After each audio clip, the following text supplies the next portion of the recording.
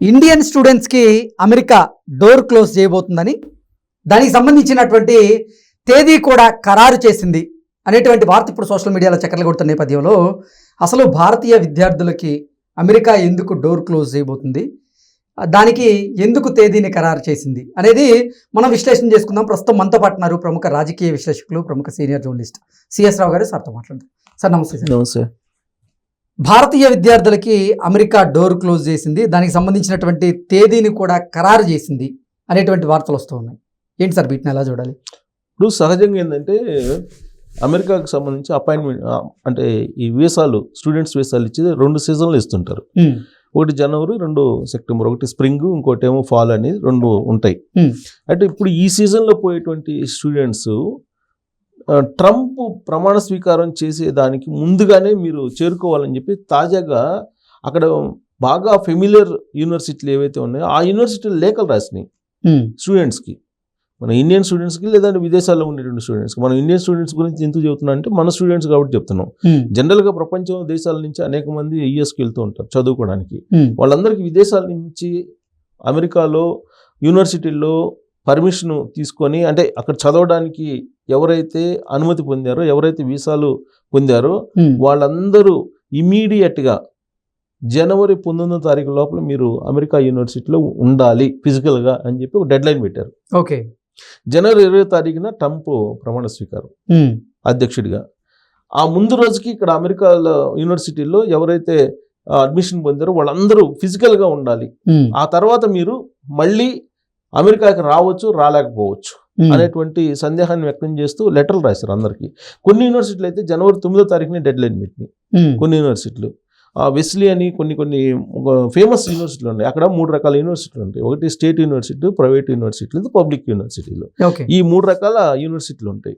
Sir private యూనివర్సిటీలు అయితే అప్పుడప్పుడు కొంచెం మిస్యూజ్ అవుతుంది. బట్ స్టేట్ కానీ పబ్లిక్ యూనివర్సిటీలు కానీ చాలా పగడ్బందీగా గుర్తింపు పొందినటువంటి గవర్నమెంట్ అండర్లో నడిచేటువంటి యూనివర్సిటీస్ అవన్నీ కూడా. ప్రైవేట్ యూనివర్సిటీ అంటే మనకి ఇప్పుడు మన డీమ్డ్ యూనివర్సిటీ లాగా ఉంటాయి అక్కడ. సో ఈ 3 రకాల యూనివర్సిటీలు ఉంటాయి. ఇక్కడ ఎక్కువ మంది ప్రైవేట్ ఆర్ స్టేట్ యూనివర్సిటీకి వెళ్తూ ఉంటారు అక్కడికి. సో అడ్మిషన్ పొందారు. అడ్మిషన్ పొందిన తర్వాత I-20 అని అంటారు. అది వచ్చిన తర్వాత ఇప్పుడు ఆటోమేటిక్గా మీకు వీసా వచ్చేస్తుంది. అంటే అక్కడ అడ్మిషన్ మేము ఇస్తున్నామని చెప్పి వాళ్ళు లెటర్ పంపించగానే ఎంబసీకి వీళ్ళు ఇంటర్వ్యూకి వెళ్తే ఇంటర్వ్యూలో ఖచ్చితంగా వీసా 5 years ఇచ్చేస్తారు. ఓకే. మినిమం 5 years ఇస్తారు స్టూడెంట్స్ వీసా. ఎందుకు 2 years చదువుకోవడానికి, 3 years పనిచేయడానికి కూడా ఓపీటీ ఇస్తారు. సో ఇలా 5 years వీసా ఇస్తారు.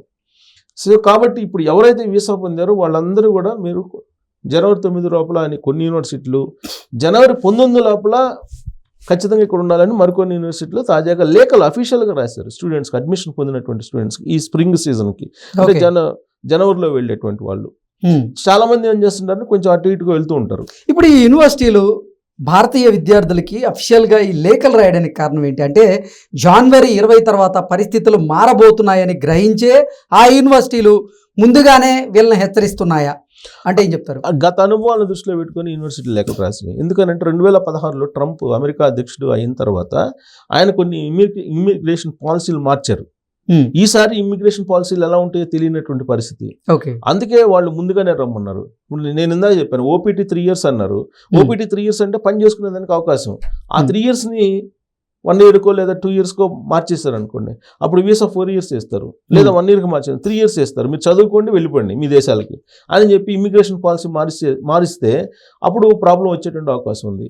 అలాగే ఇప్పుడు వీసాలు పొందినటువంటి వాళ్ళకు కూడా కొన్ని హడిల్స్ పెట్టేటువంటి అవకాశం ఉంది అని చెప్పి కూడా తెలుస్తుంది. ఎందుకు కారణం ఏంటంటే ట్రంప్ ఏం చెప్పాడు, నా ఫస్ట్ సంతకం ఇమ్మిగ్రేషన్ పాలసీ మీద పెడతానని చెప్పారు.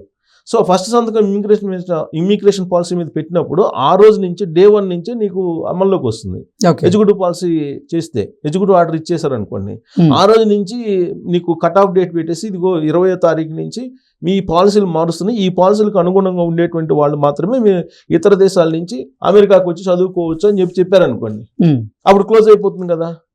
ఆ హడావుడితోటి యూనివర్సిటీలు ముందుగా మీరు వచ్చి ఫిజికల్గా రిపోర్ట్ చేసి ఇక్కడ ఉండండి, అమెరికాలో ఉండండి, అమెరికా ల్యాండ్ దేశంలో ఆ ల్యాండ్లో ఎవరైతే ల్యాండ్ అవుతారో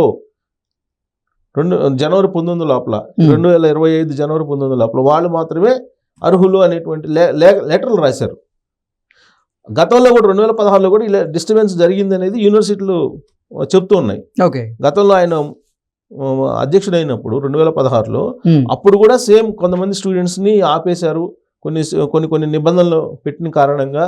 కాబట్టి అలాంటి హడ్డిల్స్ ఫేస్ చేయకుండా మీరు ఉండాలంటే కనుక, సేఫ్ సైడ్గా మీరు అమెరికాకు వచ్చి చదువుకోవాలంటే కనుక ట్రంప్ అధ్యక్షుడిగా ప్రమాణ స్వీకారం చేయడానికి ముందుగానే మీరు అమెరికా వచ్చి ఉండాలి అనేది చాలా క్లియర్గా వాళ్ళు లెటర్లు రాశారు, అఫీషియల్గా లెటర్లు రాశారు. కావాలంటే ఎవరైనా ఎంక్వైరీ చేయొచ్చు. నాకు తెలిసిన వాళ్ళకి 2-3 వచ్చినాయి లెటర్లు కూడా. ఓకే. సో అక్కడ పాలసీలు ఎప్పుడు ఎలా మారుతుంది, పైగా డే 1 ఇమ్మిగ్రేషన్ మీద సంతకం పెడుతున్నా అని చెప్పి తెలుస్తున్నటువంటి క్రమంలో ఆ ఇమ్మిగ్రేషన్ పాలసీలు అన్నీ మారిపోతాయి, ఆటోమేటిక్గా మారిపోతాయి. ప్లస్ హోమ్ల్యాండ్ సెక్యూరిటీ సైన్యాన్ని దింపుతున్నారు అక్కడ. ఆల్రెడీ ఇల్లీగల్గా ఉండేటువంటి వాళ్ళని ఆ దేశం నుంచి పంపించడానికి ఈ ఏర్పాట్లన్నీ కూడా ప్రమాణ స్వీకారానికి ముందే జరుగుతున్నాయి. ఓకే. అంటే అక్రమ వలసదారుల్ని ఆ దేశం నుంచి ట్రంప్ ప్రమాణ స్వీకారం చేసేదానికంటే ముందే అక్కడి నుంచి తరిమికొట్టాలని చూస్తున్నారా? అదే జరుగుతుంది కదా అమెరికాలో. ఇప్పుడు రీసెంట్గా మనం అమెరికా అధ్యక్ష ఎన్నికల ఫలితాలు వచ్చిన తర్వాత జరుగుతున్నటువంటి పరిణామాలు ఏంటి, అక్కడ ఎలన్ మస్క్, రామస్వామి ఇలాంటి వాళ్ళని ఆయన క్యాబినెట్లో సలహాదారులుగా కానీ ఆయన క్యాబినెట్లో తీసుకున్నటువంటి వాళ్ళ నేపథ్యం కానీ తీసుకుంటే కనుక వాళ్ళు ఇమిగ్రేషన్ పాలసీకి వ్యతిరేకం. ప్లస్ ఆ హోమ్ల్యాండ్ సెక్యూరిటీ కానీ రక్షణకు సంబంధించినటువంటి వాళ్ళ మంత్రిత్వ శాఖలకు సంబంధించినటువంటి వాళ్ళు పక్కాగా చాలా సంవత్సరాల నుంచి స్వచ్ఛంద సంస్థలు పెట్టుకొని ఇమ్మిగ్రేషన్ పాలసీ అంటే అక్రమ వలసదారులని పంపించేయాలి దేశం నుంచి అని చెప్పి పోరాడినటువంటి వాళ్ళు, చాలా సుదీర్ఘమైనటువంటి పోరాటం కలిగినటువంటి వాళ్ళు ఇప్పుడు ట్రంప్ క్యాబినెట్లోకి తీసుకోబోతున్నారు. సో 20వ తారీఖున ఆల్రెడీ కొత్త ప్రభుత్వం వస్తుంది. సో ఇప్పుడు జనరల్గా ఏంటంటే అమెరికా అధ్యక్ష ఎన్నికల ఫలితాలు అయిపోయిన తర్వాత కొన్ని ఫార్మాలిటీస్ అక్కడ ఉంటాయి. ఆ ఫార్మాలిటీస్ అన్ని జరుగుతున్నాయి. ఇప్పుడు ఆ ఫార్మాలిటీస్ జరుగుతున్న క్రమంలో ఎంపిక కూడా జరుగుతుంది, క్యాబినెట్ ఎంపిక. ఇవన్నీ కూడా ఎవరెవరిని క్యాబినెట్లో రక్షణ శాఖ ఎవరిని తీసుకోబోతున్నారు, అలాగే హోమ్ల్యాండ్ సెక్యూరిటీ సంబంధించి ఎవరిని తీసుకోబోతున్నారు, ఇవన్నీ కూడా వస్తున్నాయి మనకి. ఇప్పుడు సలహాదారులు, ఇప్పుడు ఎలన్ మస్క్ లాంటి వాళ్ళని తీసుకుంటే ఎలన్ మస్క్ ఏంటి ఉద్యోగులను ఇమీడియట్గా తీసి పడేశారు ఆయన కంపెనీలో. టెస్లా అధినేత ఆయన. మీకు ఎక్స్లో అనేక మందిని తీసేశారు కదా ఎంప్లాయీస్ని, ఈజీగా తీసి పడేశారు ఆయన. సో గవర్నమెంట్ కూడా, అమెరికా గవర్నమెంట్ కూడా ఆయన ఏం చెప్తున్నాడు, ప్రభుత్వ ఉద్యోగుల్లో కూడా వాళ్ళందరినీ చాలా మందిని తీసేయాలని చెప్తున్నారు. దానికి సంబంధించి ఒక డిపార్ట్మెంటే పెట్టారు అక్కడ, ఎఫిషియన్సీ, గవర్నమెంట్ ఎఫిషియన్సీ అని. గవర్నమెంట్ ఎఫిషియన్సీ అని చెప్పి ఉన్న ఉద్యోగుల్ని చాలా వరకు స్క్రూటినీ చేసేసి కొద్ది మందితోటి ఎక్కువ పరిపాలన అందించాలి అనేటువంటి కాన్సెప్ట్ తోటి వాళ్ళు ఒక స్క్రూటినీ చేస్తున్నారు. దానికోసం ఒక డిపార్ట్మెంట్ పెట్టి దానికి సంబంధించిన ఎంప్లాయీస్ని కూడా అపాయింట్ చేశారు. ఓకే. అంటే అమెరికా బడ్జెట్, అప్పులు ఇవన్నీ చూసుకున్న తర్వాత ఇప్పుడున్నటువంటి పరిస్థితుల్లో ఆర్థిక మాంద్యం కానీ లేదంటే ప్రపంచ దేశాల్లో ఉండేటువంటి యుద్ధ వాతావరణాలు, ప్రపంచ దేశాల్లో ఉండేటువంటి పరిస్థితులు వీటన్నిటిని గమనించిన తర్వాత వాళ్ళు సంపాదన కంటే కూడా ఖర్చు తగ్గించుకునే దానికి ఇంపార్టెన్స్ ఇస్తున్నారు అమెరికా గవర్నమెంట్. ఆ దిశగా అడుగులు వేస్తున్నారు వాళ్ళు వేస్తున్నటువంటి అడుగులు, ట్రంప్ వేస్తున్నటువంటి అడుగులు గత 2-3 వారాల నుంచి ఫలితాలు వచ్చిన తర్వాత అక్కడ ఇల్లీగల్ ఇమ్మిగ్రెంట్స్ని పంపించడంతో పాటు అమెరికా ఫస్ట్ అనేది ఒకటి, అమెరికా మ్యానుఫ్యాక్చరింగ్ కూడా అక్కడే చేసుకోవాలి అనేది కూడా ఒక కాన్సెప్ట్ చెప్తున్నారు, ఉపాధి అవకాశాలు పెంచడానికి. ఇలాంటి పరిస్థితుల్లో స్టూడెంట్స్కి సంబంధించి కూడా చాలా వరకు స్క్రూటినీ చేసి తగ్గించాలి అనేటువంటి ప్రయత్నం చేస్తున్నారు. సో ఇమ్మిగ్రేషన్ పాలసీ మారింది అనుకోండి, స్టూడెంట్స్ ఆగిపోతారు ఆటోమేటిక్గా. ఇప్పుడు 5 సంవత్సరాలు ఇచ్చేది 3 సంవత్సరాలు ఇస్తే ఈ స్టూడెంట్స్ ఆగిపోతారు కదా ఇక్కడే, ఇంకో దేశం ప్రత్యామ్నాయంగా చూసుకుంటారు. సో ఇమ్మిగ్రేషన్ పాలసీలో పొరపాటున ఇలాంటివి పెట్టారనుకోండి, 5 సంవత్సరాలు కాస్త 3 years చేశారండి, 2 సంవత్సరాలు ఎంఎస్ అండి మ్యాక్సిమం, ఓపీటీ 1 year. ఈ సంవత్సరం ఈ 1 year లోపల నువ్వు చూసుకుంటేనే ఉంటావు, లేదంటే వెళ్ళిపోవాలి నీ దేశానికి అంటాడు. కొన్ని దేశాలు అలానే ఉన్నాయి. ఓకే. కొన్ని దేశాల్లో, ఆస్ట్రేలియా ఇలాంటి వాటిలో ఇమిగ్రేషన్ పాలసీలు మార్చుకున్నారు వాళ్ళు, కెనడాలో కూడా మార్చుకున్నారు. అలాగే ఇప్పుడు ఇక్కడ కనుక అది కనుక చేస్తే బాంబు బెలిసినట్టు అవుతుంది. విదేశీ విద్యార్థులు యూనివర్సిటీకి రాకుండా ఆగిపోయేటువంటి అవకాశం ఉంది, అప్పుడు యూనివర్సిటీలు నష్టపోయే అవకాశం ఉంది. అందుకని వాళ్ళు లేఖలు రాయటం ఇవన్నీ కూడా జరుగుతుంది, లేఖలు రాశారు. ఇక H1B వీసా ఇవన్నీ కనుక తీసుకుంటే కనుక H1B వీసాలో కూడా చాలా మార్పులు వచ్చేటువంటి అవకాశం ఉంది.